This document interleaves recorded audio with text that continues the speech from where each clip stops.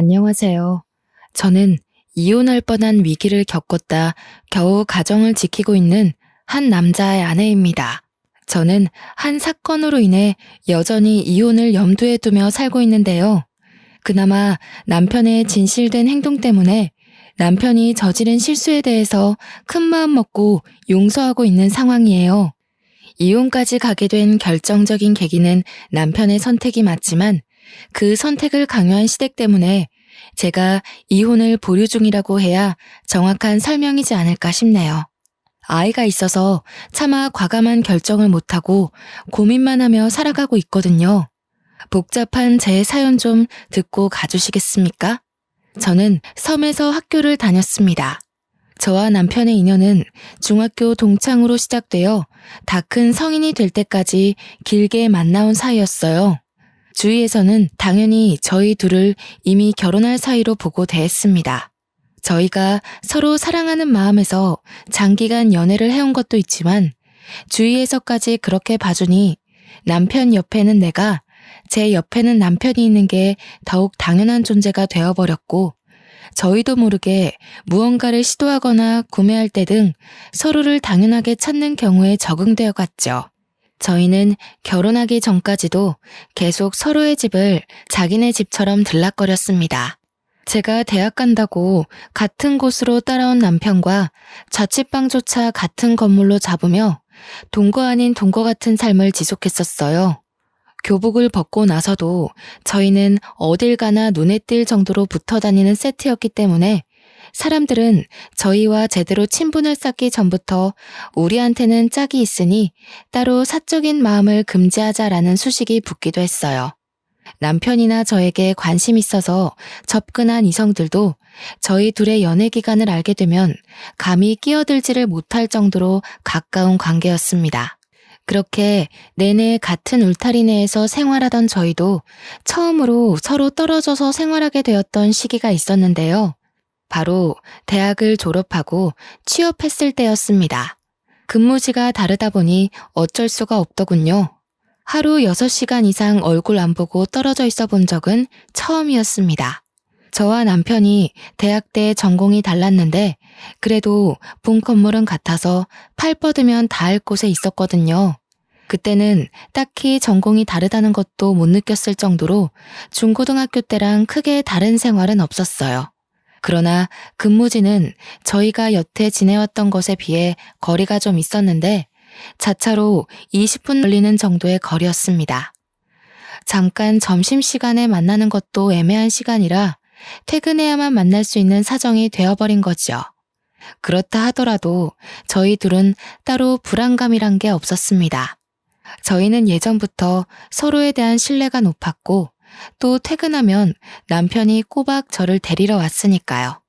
저희는 서로 직장을 다닌 지 3년 정도 만에 결혼을 준비하게 되었어요.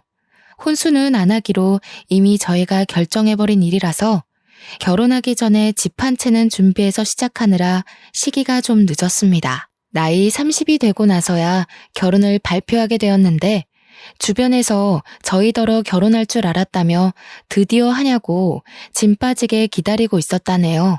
저희에게 결혼이라는 것은 그리 긴장감 있는 일은 아니었지만 그래도 우리 사이에서 뭔가 색다른 변화가 일어나는 것 같아 약간은 설레었던 기억이 남아있어요. 긴장감이 없었던 건 저희 둘 말고도 양가 어른들 또한 마찬가지였는데요. 상견례 또한 그냥 동네 주민이 오랜만에 만나서 하는 수다 떠는 분위기로 진행이 되었습니다. 저랑 남편이 섬에서 만난 인연이잖아요.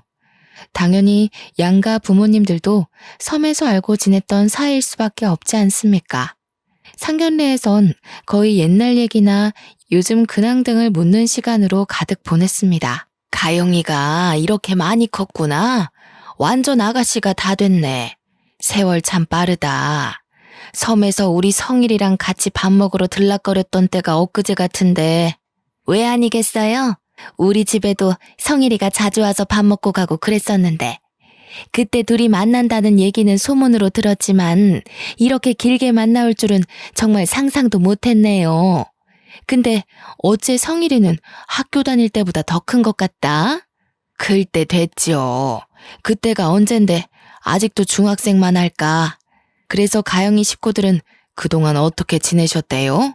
성일이가 통 말을 안 해줘서 사돈 될 사람들이 요즘 어떻게 지내고 계셨는지도 모르네요. 예나 지금이나 똑같죠 뭐.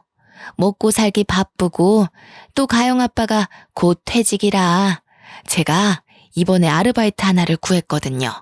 이제는 이 일보다 제가 집 나가는 날이 많지 않을까 싶어요.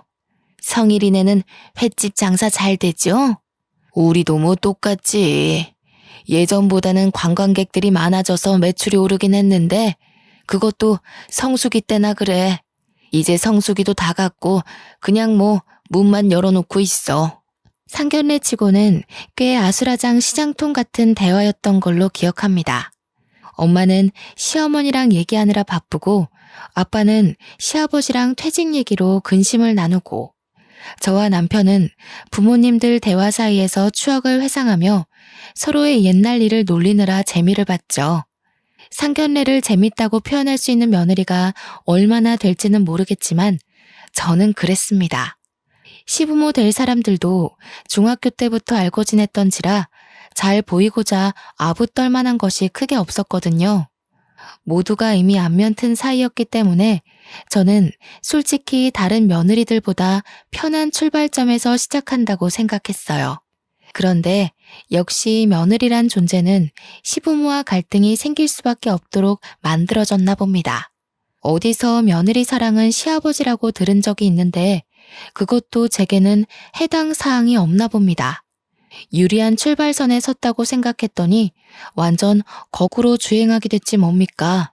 상견례 때까지만 해도 분위기가 좋아서 잊고 있었던 사실이 하나 있는데요. 시댁에서 저와 남편의 연애 관계를 처음 알았을 때 저를 좀 못마땅해 했다고 들었습니다. 섬 동네라도 학부모 모임 때문에 어른들끼리 모이기도 하는데 거기서 선생님을 통해서 저희 관계가 동네방네 발설된 거였거든요. 남편이 저를 먼저 좋아했고 졸졸 따라다녀서 시작된 만남이었어요. 그 얘기를 듣고 시모가 자기 아들이 그랬을 리가 없다면서 부정을 했다고 엄마한테 들은 적이 있습니다. 엄마도 당시에는 시모가 은근히 부정하는 말에서 기분이 상했다고도 했어요. 저는 그리 특출나게 예쁜 것도 아니었고 공부도 평범했고 게다가 우리 집안 형편 또한 그냥 남들 하고 사는 만큼 정도였는데요. 그 말은 적당한 대출까지 있었다는 뜻입니다. 누구한테 내세울 만큼 자랑할 형편이 아니었다고 솔직하게 말씀드릴게요. 반면 남편 집안은 옛날부터 달랐어요. 남편은 섬에서 횟집을 하는 주인의 아들이었고 중학교 선생님들 사이에서도 유명했습니다. 장난삼아 불리는 별명이 돈 많은 장사집 도련님이었으니 말 다 한 거 아니겠습니까? 그 횟집이 인기 좋아서 제법 매상이 높은 가게였거든요. 작은 섬에서 횟집이라곤 그곳밖에 없으니 매상이 좋을 수밖에 없기도 했죠. 게다가 남편은 시댁집에서 아주 귀한 대접을 받는 3대 독자였어요. 그렇다 보니 시댁에서는 제가 자기 아들 짝으로 있기에 상대적으로 별 볼 일 없어 보였을 겁니다. 저같이 평범한 여자에게 주기 아까웠겠죠. 그래도 당시의 시모는 그저 중학생 애들이 호기심에 가볍게 만나보는 거 생각하고 그냥 내버려뒀던 것 같아요.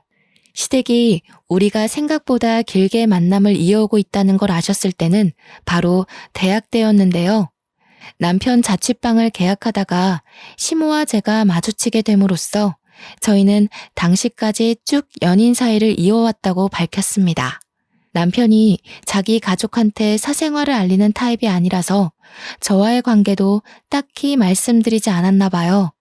그때 시부모가 상당히 당황하는 모습을 보이셨던 걸로 기억합니다.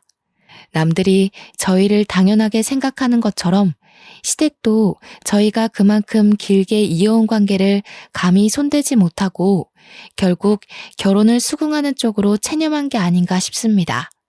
어떤 모양으로 이루어졌건 저희 둘의 결혼은 방지턱 하나 없이 무난히 통과되었고요. 신혼여행을 다녀오고 나서 금방 일상으로 복귀를 했습니다.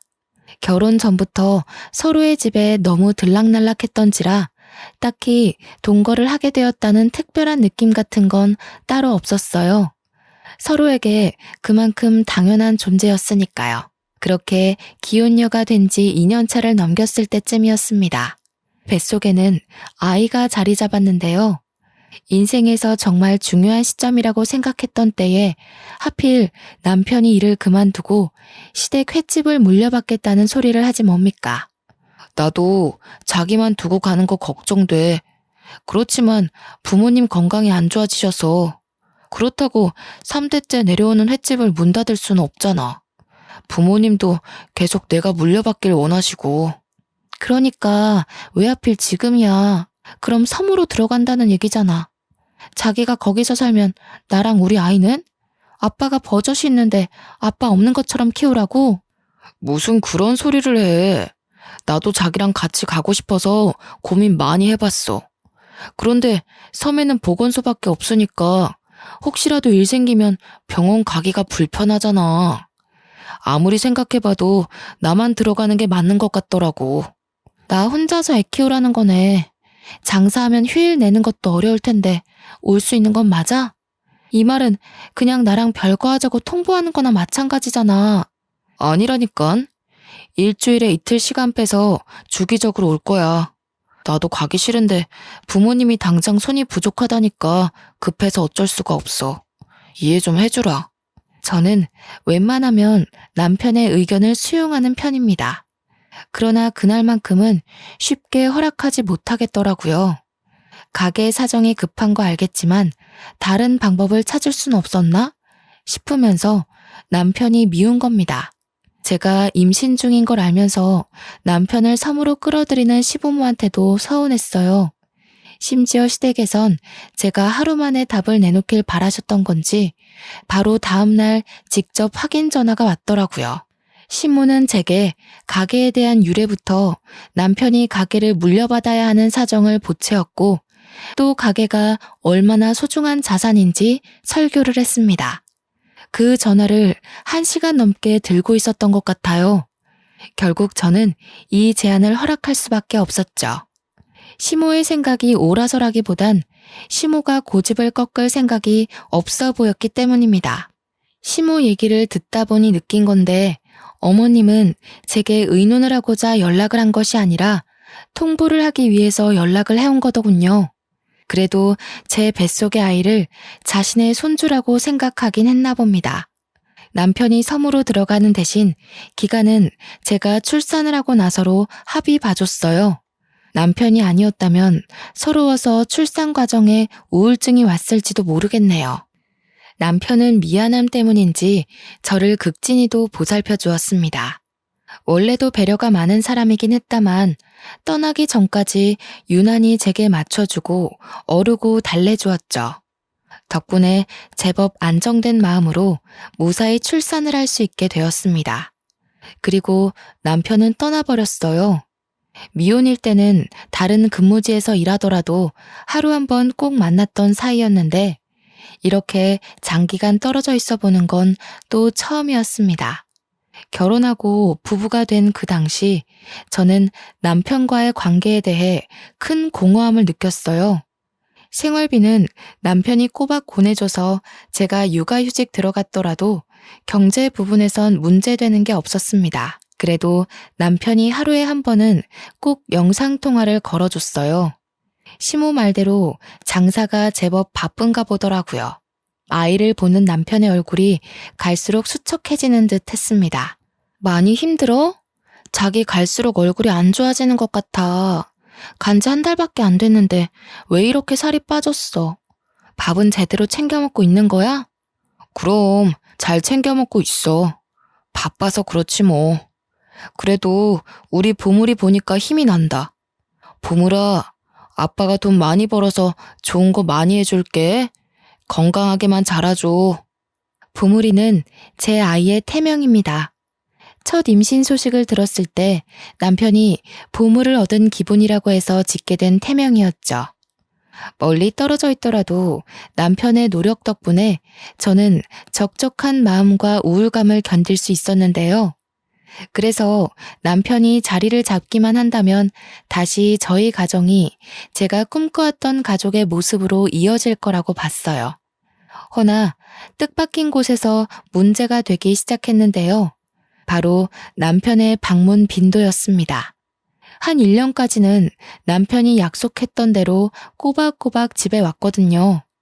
그러나 아이가 2발로 걷기 시작할 무렵부터는 다음 주에 갈게. 미안해. 장사가 너무 바빠서. 지금 성수기잖아. 이 같은 소리를 꼭 입버릇처럼 하며 집에 오는 발길이 점점 줄어들었죠. 작년에는 성수기 없었어? 작년이랑 올해랑 당신 태도가 너무 다르잖아. 나 서운해지려고 그래. 당신 바빠서 재촉하고 싶지 않은데 애한테는 지금 되게 중요한 시기야. 의사도 부모랑 상호 신뢰관계가 중요하다고 그랬어. 정말 미안해. 나도 최대한 시간 빼서 가보려고 하는데 부모님만 두고 일 빼기엔 그만한 여유가 안 돼. 자기가 이해 좀 해줘. 우리 태욱이 키우려면 돈 많이 모아야 되니까. 벌써 2달째야. 이러다 얼굴 까먹겠네. 태욱이가 아빠 있는지도 모르고 크겠어. 다음 주에는 꼭 오는 거지? 나 저녁거리 사놓고 기다린다. 오, 알겠어. 다음 주에는 꼭 가. 미안해. 내가 내일 또 연락할게. 바빠서 끊어야겠다. 엄마가 또 부르네. 그렇게 다음 주가 되었으나 남편은 오지 않았습니다. 2~3번은 바빠서 그렇다고 100번 양보해 줄 수 있었지만 당시에는 3달째 넘어가는 날짜였어요. 더 이상은 바빠서라는 이유만으로 눈 감아주는 게 어렵더라고요. 예전까지만 해도 해명으로 들리던 남편의 말이 이젠 거짓말로 의심까지 되었습니다. 이대로 있다간 제가 의부증이라도 걸릴 것 같아서 저는 결국 섬에 한번 찾아가 보기로 큰 결심 먹었죠. 아이를 안고서 배를 타고 1시간이나 걸리는 섬으로 들어갔습니다. 근 20년 만에 오는 고향이었어요. 남편 횟집은 바닷가를 끼고 있는 위치에 있는데요. 섬이 제주도처럼 큰 게 아니다 보니까 선착장에 내리면 저 멀리 남편의 횟집이 바로 보이거든요. 그런데 저는 그곳을 보고서 제 눈을 여러 번 의심했지 뭡니까. 횟집까지 가까이 다가가는 내내 온갖 생각이 머릿속에서 휘몰아쳤지만 그래도 남편을 믿고자 직접 2눈으로 목격하기 전까진 오해를 하지 않으려고 했어요. 그러나 제가 가게 앞에 도착했을 때 저는 그동안의 남편 행실에 대해 전부 의심을 하게 되었어요. 가게에는 손님이 줄을 서기는커녕 아예 임대로 건물을 내놓은 상태였습니다. 문 앞에 멍하니 서서 하얀 종이 위에 까만 글씨를 한참이나 쳐다봤는데요. 그때 옆에서 작은 슈퍼하던 아줌마가 나와 보더니 저를 발견하곤 말을 걸어왔습니다. 그 횟집 안 하는데? 오래전에 다른 곳으로 이전했어요. 들어오는 사람이 적다 보니까 횟집이 있어도 장사가 영 그랬지 뭐. 저기 한참 위쪽으로 올라간다고 그랬던 것 같은데. 슈퍼 아줌마는 제가 중학교 때 빵 사 먹으러 자주 들리면서 봤던 주인 아줌마였어요. 여태 일을 하고 계셨는지 몰랐는데 워낙 여전하셔서 간만에 봐도 알아보겠더라고요. 아줌마는 저를 바로 못 알아보다가 제가 이름을 말해주며 아는 척하니까 뒤늦게 알아채더군요. 섬 동네가 작아서 당시 학부모님들이 아닌 웬만한 어른들까지도 저와 남편의 관계를 알고 있었어요. 결혼했다는 것도 당연히 소문 듣고 알았을 겁니다. 그때는 시부모가 섬에서 장사를 하고 계셨기 때문에 섬 드릴 청첩장을 시댁 쪽에서 전부 돌리기로 했거든요.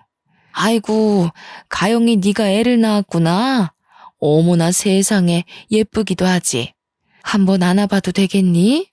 어쩜 이렇게 토실토실 예쁘게도 생겼나 몰라. 저도 아줌마가 반가웠던지라 흔쾌히 아이를 넘겼고 잠깐 제 사정을 뒤로한 채 한참이나 아줌마의 근황을 여쭙고 대화를 나눴습니다. 그러다 자연스레 물꼬를 터서 다시 횟집 이야기까지 돌아오게 되었는데요. 저는 그 기회를 틈타 횟집 사정을 제대로 묻게 되었죠. 성일이 집 가게 안 한 지 많이 오래됐어요? 제가 들은 얘기가 없어요. 어머님한테 듣기로는 이 섬에 관광객이 더 늘었다고 하던데요.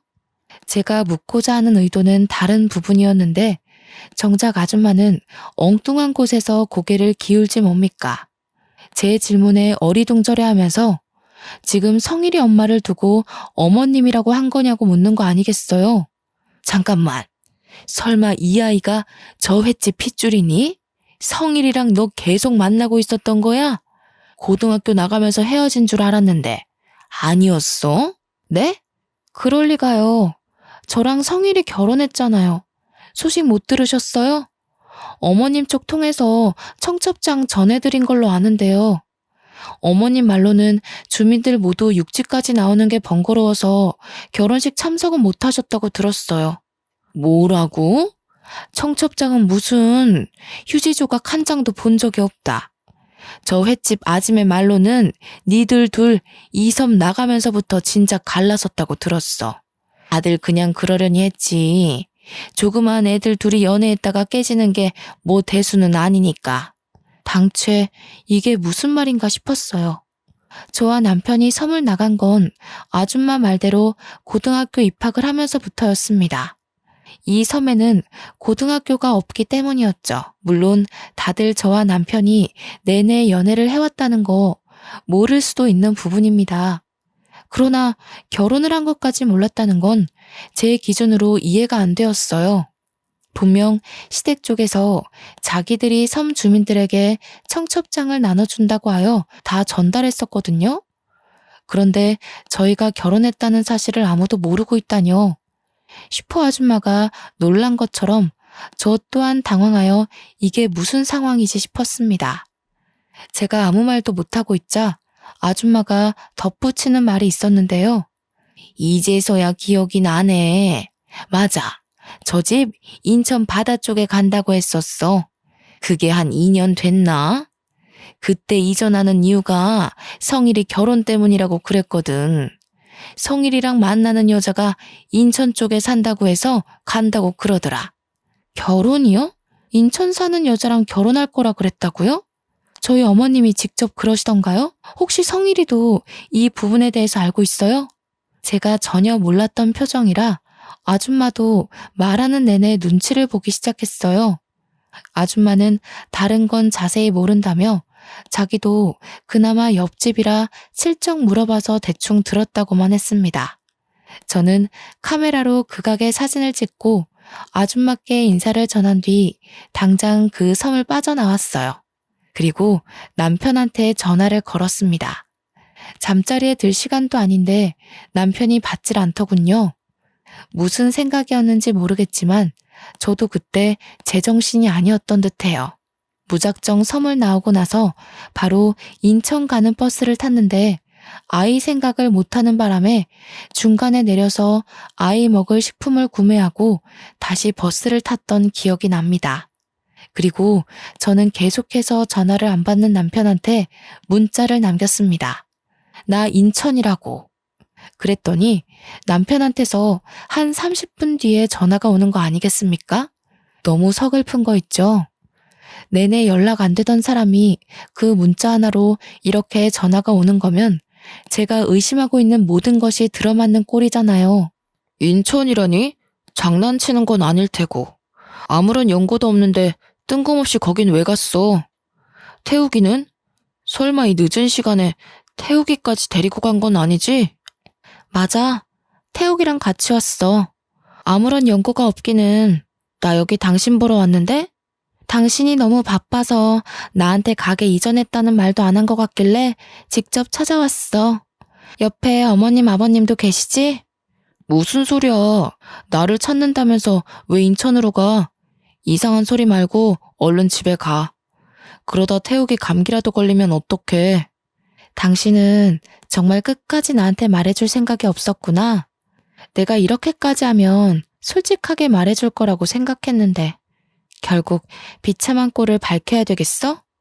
저는 남편에게 섬에서 임대로 내놓은 가게 사진을 전송했습니다. 남편이 당황했는지 당장 수화기 너머로 돌아오는 답변이 없었어요. 몇 분을 정적이 오간 후 남편이 제 위치를 묻더니 당장 차를 끌고 터미널로 데리러 오더군요. 남편이 정말로 인천에서 나타나자 저는 2번의 절망을 하고 말았습니다. 결혼할 여자가 인천 사람이라 인천으로 가게를 이전했다는 그 말, 정말 그 슈퍼 아줌마가 해준 말이 진실이라는 거잖아요. 제게 허겁지겁 뛰어오는 남편을 보자마자 저는 싸대기를 날려버렸습니다. 네가 어떻게 이럴 수가 있어? 너는 안 그럴 줄 알았어. 20년을 만났는데 내가 아는 너는 다른 남자랑 다를 줄 알았다고. 결국 너도 바람이었니? 언제부터였어? 어머님이 내가 마음에 안 드니까 기어코 새 며느리라도 들이신 거야? 아니 가영아, 내 말 좀 들어봐. 오해야. 네가 어디서 뭘 들었는지 모르겠는데 다 오해야. 내가 설명할 테니까 우선 차에 타자. 너 추워서 얼굴도 빨개졌네. 태우기도 이러다 감기 걸려. 가증스러워. 오해는 무슨 오해?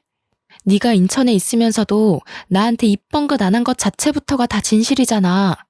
내가 어디까지 확인해야 모든 걸 말해줄래? 정말 갈 때까지 가보자는 거야? 가영아, 네가 오해할 만하다는 거 알아. 그렇지만 정말 오해가 맞아. 일단 여기서 이러지 말고 추우니까 방부터 잡자. 네가 묻는 거 하나도 빠짐없이 다 말해줄게. 이혼해. 너랑 만나온 기간이 아깝다고, 내 아이 아빠 없는 자식으로 클지 모른다고 해서 지옥이 불보듯 뻔한 이 길을 가고 싶지 않아. 나 벌써부터 지치거든? 그만 조용히 갈라서자. 뭐라고? 무슨 이혼이야. 우리가 왜 이혼을 해? 네가 생각하는 그런 거 아니라니까. 그래, 네가 내 말 들을 준비가 안 된 것 같으니까 그냥 보여줄게. 갈 때까지 가야만 네 소가리가 풀린다면 내가 그렇게 해줄 테니까 가게 가보자. 남편은 오히려 적반하장으로 나왔습니다. 아니긴 뭐가 아니라는 건지 왜 저보다 더 억울해하는지 모르겠네요. 그러면서 남편은 여기서 그만하고 갈라서기엔 억울해 미치겠으니 제가 납득할 수 있도록 다 보여주겠다는 겁니다. 그때만 해도 저는 남편에게 서운한 감정밖에 없었습니다. 이미 들통나버린 거 차라리 무릎 꿇고 싹싹 빌기라도 할 것이지, 끝까지 변명만 하는 모습에 정말 실망하고 말았죠. 갈 때까지 가보자는 남편의 완강한 의사 표현 때문에 저도 인천까지 온 김에 시부모의 뻔뻔한 해명이라도 들어봐야겠다고 생각했어요. 그렇게 고민하다가 결국 저는 남편을 따라 인천 바다 쪽으로 향했죠. 그곳엔 정말 시댁에서 운영 중인 횟집이 있었고, 입구 앞까지 다가가자 입구 쪽 카운터에 웬 배부른 여자 하나가 있었습니다. 그 여자는 카운터에서 계산을 도맡고 있었어요. 그 순간 든 생각이 뭔 줄 아세요? 저 여자 뱃속의 아이가 제 남편과 관련이 있을 것만 같더라고요. 뻔한 현실을 마주하기가 덜컥 두려웠던 저는 더 들어가지 못하고 품에 안은 아기만 꼭 안으며 멈춰섰습니다. 그랬더니 남편이 제 아들을 대신 안아주면서 저를 붙잡고 다시 가게 안으로 인도를 해주었죠. 시모는 제가 손님인 줄 알고 인사를 하다가도 저인 걸 확인하자마자 들고 있던 물병 쟁반을 놓쳤어요. 몇 없는 손님들이 놀라서 시선이 집중되더군요. 가영이 네가 여기로 어떻게... 성일이 이 자식이 네가 기어코 며느리를 끌고 온 거냐? 엄마가 상황 정리될 때까지 기다리라고 했지? 어머님, 저를 앞에 두고도 그런 말씀을 하시는 거세요? 어머님께서 어떻게 이러실 수가 있어요. 제가 그렇게 마음에 안 드셨으면 진작에 이 결혼 반대하셨어야죠. 조용히 못해? 어디 남의 장사집에 와서 행패니? 남들 보기에 불성사납다. 장사 끝나고 얘기하게 저기 뒷방에 들어가 있어라. 미진아, 너도 오늘은 그만하고 퇴근해봐. 애 건강에 안 좋을라. 아니에요, 어머님. 곧 마감인걸요. 저는 괜찮으니까 마감까지 마치고 갈게요. 그런데 성일 오빠, 정말 오빠가 데려온 거예요? 왜요? 미진이 너가 신경 쓸 일 아니다. 미안하구나. 괜히 이런 정신없는 상황 겪게 해서. 오늘은 좀 일찍 마감하는 게 좋겠다. 이 이후로 손님 받지 말거라. 시모는 제게 별다른 해명을 시도조차 하지 않았습니다. 카운터에 있던 상간녀도 제가 직접 찾아오니 꽤 놀란 눈치였어요. 설마 싶었는데 정말 제 남편이랑 관련 있는 여자인가 보더라고요. 상간녀가 남편에게 많이 의지한 듯한 말투로 묻는데 남편은 그 여자를 거들떠도 안 봤습니다. 제 앞이라 표정 관리하는 거겠죠. 그 모습마저 어처구니가 없어서 남편이 더 꼴 보기 싫더라고요. 그래서 남편 품에 있는 제 아들을 빼앗듯 데려왔습니다. 당신이 어떻게 살고 있었는지 충분히 알겠어. 고작 이런 거 보여주려고 그렇게 억울해했니? 도대체 내가 이 상황에서 이혼 말고 할 수 있는 게 뭐라고 생각하는데? 끝까지 들어줘. 이왕 이렇게 된 거 당신이 좀 놀라더라도 난 오히려 잘 됐다고 봐. 나도 피해자고 내가 여전히 사랑하는 여자는 너야. 엄마가 멋대로 인공수정시킨 저 여자애 해결하느라 널 신경 못 썼어. 여기까지 오게 해서 미안해.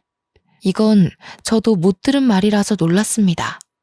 그 뒤로도 남편이 하는 말들은 가히 충격적이었는데요. 남편 집에 먼 팔촌 되는 친척에서 며느리로 들어왔다는 여자가 있었는데 그 여자의 남편이 난임이라 아이 갖기 어려웠대요. 그래서 제 남편한테 정자기증을 원했다는 겁니다. 저와 남편은 혹시 몰라서 20대 때 나란히 정자와 난자를 냉동 보관했었어요. 당연히 가족들의 동의를 구하고서 진행했던 일이라 식구들 모두 그 사실을 알고 있었죠. 그걸 기억하고 있던 시모가 남편한테 그 냉동 정자를 달라고 했다는 거 아니겠어요?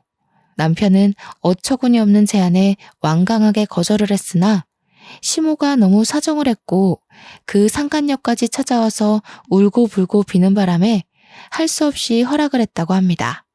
시모가 왜 그렇게 그 팔촌 며느리에게 신경을 썼냐 하면 며느리 집안이 또한 장사꾼 집안이라고 하더군요. 시댁과 똑같이 횟집을 하는 곳이래요. 이미 인천에서 자리매김하고 있는 가게라서 매출이 시댁보다 월등하다고 들었습니다. 정자 기증을 너무 사정하며 빌길래 남편은 허락하는 대신에 그걸 빌미로 절대 문제되지 않게 해달라고 당부했다고 해요. 그런데 상간녀가 자기 남편이랑 잘못되면서부터 제 남편한테 찾아와 매달리는 실정이라고 되었다고 하네요. 뱃속의 아이가 제 남편의 씨니까 남편과 살겠다고 살림을 차릴 작정으로 온 것이죠. 그 일의 시작이 바로 제가 임신을 했을 때였어요. 남편이 갑자기 섬에 들어가겠다고 했었잖아요. 그때부터 시댁에서 남편을 달달 볶은 것 같더라고요. 혹시라도 이 얘기가 제 귀에 들어갈까봐 남편 혼자 해결하려고 했다는데 제가 여기서 남편의 말까지 의심하기엔 들어맞는 상황이 너무 많았어요. 시끄럽다. 네가 생각 없이 결혼만 안 했어도 이 사단까진 안 났을 거 아니냐. 다 듣기 싫으니까 뒷방 들어가던지 서울까지 태워다 주고 오던지 네가 알아서 해라. 태욱애미한테도 내가 별다른 할 말은 없다. 솔직히 우리는 장사에 도움되는 며느리가 필요해. 네가 소송을 하더라도 위자료 얼마든지 내줄 테니 내 아들 앞길은 그만 막거라. 엄마, 무슨 말을 그렇게 심하게 해. 으로 판 벌어지게 안 한다고 약속했잖아. 가영이한테 피해가는 일 없게 하는 조건으로 내가 여기 붙어 있는 거야. 이제 와서 이러면 나도 더 이상 합의 안 봐. 합의 안 보면 이미 미진이 뱃속에는 네 아이가 살아 숨쉬고 있어. 저 가여운 애를 아빠 없는 자식으로 만들 셈이니? 그놈의 애정 타령은 어릴 때나 했던 걸로 충분하다. 누가 네 미래에 도움될 배우자인지 똑똑히 생각해. 못 들어주겠네요. 듣기 거북해서 더는 이 자리에 있고 싶지도 않아요. 제 눈에는 둘 다 용서할 수 없는 건 똑같거든요. 그걸 달라고 사정하는 어머님이나 달라고 한다고 끝내 허락해준 신이나 똑같아. 뭐야? 조조 말하는 꼬락서니 좀 봐라. 젊은 여자 입에서 저런 망측한 소리가 나오니 애가 뭘 보고 배우겠어? 며느리라는 것이 시애미한테 눈 부릅뜨고 쌍심지나 켜고 집안이 못나면 성품이라도 바람직해야지. 이제야 하는 소리지만 내 아들이 1000배 만배 아깝다. 듣고 있던 남편은 저를 막아서며 직접 시모한테 호통을 쳤습니다. 남편은 시모 생각과 다른지 상간녀와 시부모를 한 통 속으로 싸잡아서 소리치더라고요. 특히 상간녀를 무척 대놓고 하찮은 취급하는데 이게 제 앞이라 연기하는 느낌은 아니었어요. 아무리 바람피지 않은 척을 한다지만 상대 여자한테 이렇게까지 모욕을 줄 수 있나 싶을 정도로 상간녀를 내려까고 있었습니다. 나는 더 이상 모르는 일로 할 거야. 여태 해결될 거라 보고 좋게 설득하려 했는데 가영이가 알아버린 이상 나도 이판사판 없어. 저 여자가 품은 아이? 그거 내 아이라 생각하지 않아. 저 여자 내쫓지 않으면 저 여자가 낳은 아이까지 망하게 하는 꼴 내가 보여줄게. 어머머, 너 지금 그게 무슨 말이니? 어떻게 네 아내 될 사람한테 그런 막말을 해? 엄마가 널 어떻게 키웠는데? 넌 이 집의 3대 독자야. 내 귀한 자식을 저런 별 볼 일 없는 집에 넘겨줘야 하는 부모 입장은 생각도 안 해봤니? 어머님, 저를 인정 못하겠다고 하셨나요? 어머님이 이런 몰상식한 짓을 벌이고도 얼마나 잘 지낼 수 있을지 두고 볼게요. 제가 두 눈 뜨고 있는 이상 어머님은 영영 죗값 치르셔야 될 겁니다. 어머님께서도 별 볼 일 없어지면 다신 그런 소리 못하겠죠. 그날 거기서 저는 거의 끝을 보는 수준으로 시댁과 다퉜습니다. 이미 남편과의 이혼을 마음먹었고 다시는 시댁이 저와 제 친정을 무시하지 못하도록 단단히 망가뜨려버리겠다고 복수심을 키웠어요. 시모가 저를 버릇없다고 나무라던 와중에 눈치 없이 끼어든 상간녀는 갑자기 자기 배를 잡고 쓰러지는 거 아니겠습니까? 그 계산적인 행동에 시모랑 주방에 있던 시부까지 상간녀한테 달려들어 119를 부르고 난리가 났습니다. 그 난장판인 와중에 상간녀와 눈이 마주쳤는데 그 순간 상간녀가 저를 쏘아보던 눈을 아직도 잊을 수가 없어요. 제가 본 눈빛 중 가장 표독스러운 시선이었거든요. 상간녀가 기가 막힌 연기를 하며 실려갈 때까지도 남편은 제 옆에서 꼼짝도 안 하고 있었는데요. 그저 우리 아들이 오니까 달래주기만 할 뿐이었습니다. 오히려 제가 남편의 눈치를 좀 봤었네요. 성일아, 뭐하니? 네가 보호자로서 같이 가줘야 될 거 아니야. 미진이 죽는다. 얼른 뛰어오지 못해? 그 여자 그러는 거 한두 번이야. 그리고 데려온 사람이 보호자여야지 누굴 떠밀어. 나는 가영이 데리고 서울 갈 테니까 다신 그 여자 일에 나 끼워 넣지 마. 그 여자랑 혼인관계도 아니고 가영이가 소송한다면 흔쾌히 도울 거야. 엄마 아빠가 저지른 일 나한테 떠넘기지 말고 알아서들 처리해. 듣고 보니 남편이 제게 억울하다고 했던 그 마음이 진심이더군요. 상간녀를 따라 병원을 간 사람은 결국 시모였고 손님 때문에 자리를 뜨지 못한 시부만이 다시 가게 안으로 들어왔습니다. 그런데 화가 난 채로 들어온 시부가 다짜고짜 남편의 싸다구를 때리는 게 아닙니까? 무책임한 놈. 내가 널 이렇게 키운 거니까 천벌을 받아 마땅하지. 어차피 천벌 같은 거 훈육이라 생각하고 몇 대 더 맞아라. 손님들도 와서 시부를 말릴 정도로 시부는 남편에게 손찌검을 서슴지 않았습니다. 저는 안고 있던 아이를 내려놓고 급하게 남편을 막아섰죠. 왜 이러세요, 아버님? 아버님도 그러시는 거 아니에요. 법으로 따진다면 아버님 지금 범죄자세요. 그렇게 아낀다는 아들까지 손수 그렇게 만드신 거라고요. 뭐가 떳떳해서 자식한테 손찌검을 하세요? 제가 이혼해주길 원하셨어요? 네, 소송해드릴게요. 그 결과를 모르고 벌인 일은 아닐 테니까요. 시부가 억누른 감정을 못 참고 제게도 손찌검을 하라는 걸 손님들 덕분에 차마 닫지 못하고 있었는데요. 그때 남편이 그대로 시부를 밀어버렸습니다. 남편의 힘에 시부 옆에 붙어있던 손님들까지 휘청거리며 넘어졌고요. 그러더니 남편은 저더러 무슨 이혼이냐고 자기는 절대 이혼할 수 없다면서 저한테 사정하기 시작하더라고요. 자기가 정자기증을 허락하는 바람에 이사단이 났지만 이혼만큼은 못한다고 나 없이 못 산다고 싹싹 비는데 제 마음이 줏대 없이 흔들리지 뭡니까? 그럼 당신 부모님이랑 연 끊을 수 있어? 나는 이제 당신 부모님 모시고 살 생각 추호도 없어. 그런데 당신이 부모님과의 연을 못 놓겠다면 난 당신 보고 못 살아.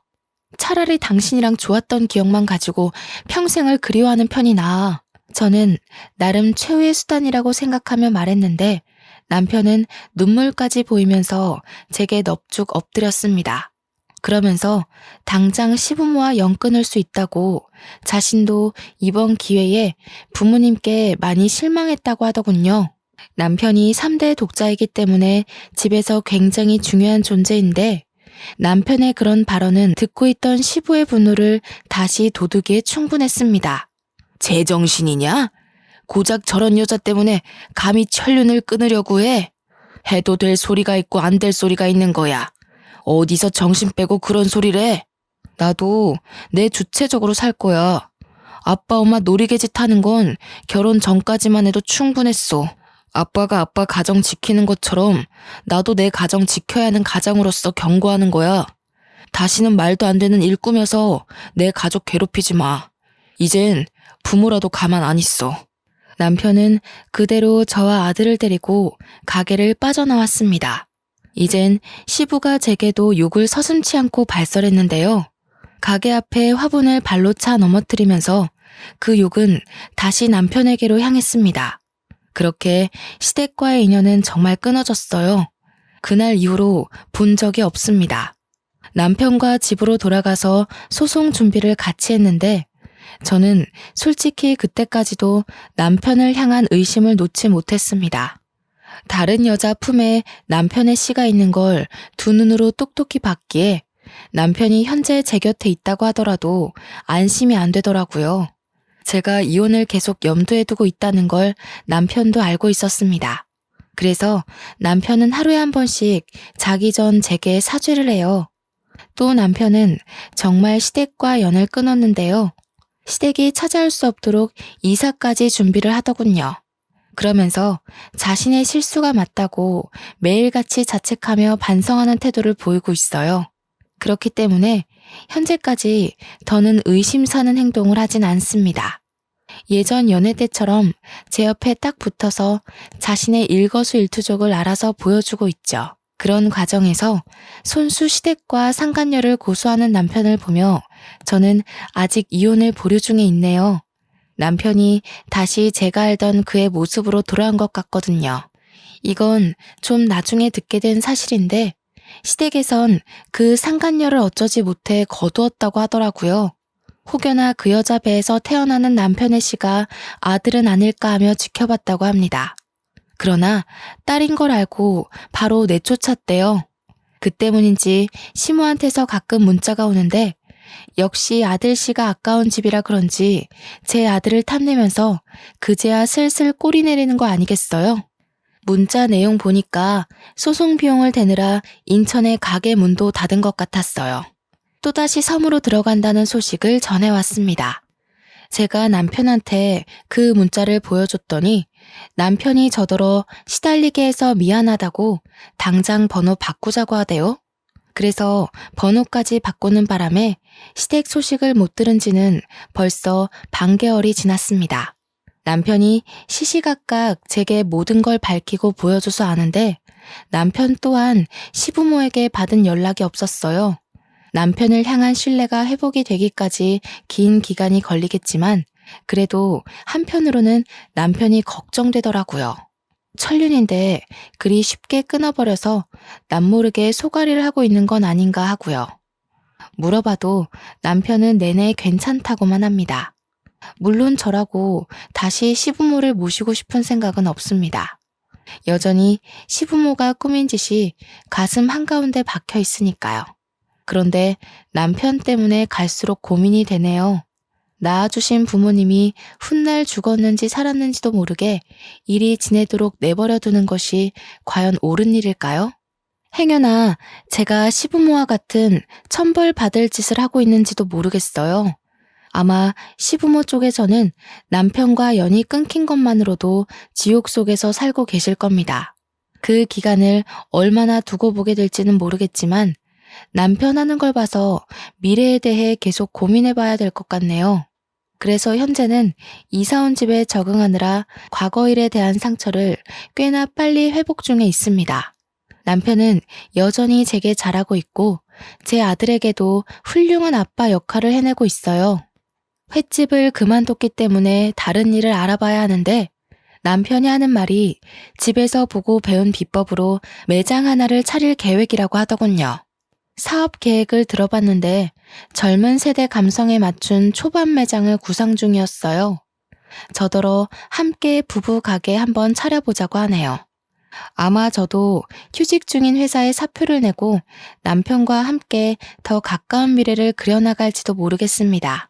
언젠가는 남편과 시댁과의 관계에 대해서 좀 더 명확하게 정의 내릴 날이 오겠지만 그 전까지는 굳이 들춰서 서로한테 상처되지 않도록 외면하고 있을까 합니다. 저를 위해 과감한 선택을 한 남편한테도 정신적 지지를 많이 해줘야겠어요. 그때의 일이 정말 어쩔 수 없었다는 남편의 진심을 차차 이해해가고 있거든요. 다 남편의 한결같은 마음과 노력 때문이 아닌가 싶습니다. 제 사연은 이렇게 마무리가 됩니다. 들어보니 어떠셨나 궁금하네요. 살면서 이런 기괴한 일을 꾸미는 시모가 또 어딨나, 과연 있기나 할까 그것도 묻고 싶고요. 부디 이런 불행한 일은 저 하나로 족한 세상이었으면 좋겠습니다. 남의 불행을 사주하는 것이 얼마나 가슴 아픈지 겪어보니까 너무 별로더라고요. 다들 건강하고 웃음 많은 가정에서 지냈으면 싶어요. 그만 인사드려야겠네요. 제 사연 들어주셔서 감사합니다. 모두가 무탈한 한 해를 보낼 수 있도록 진심으로 기원합니다.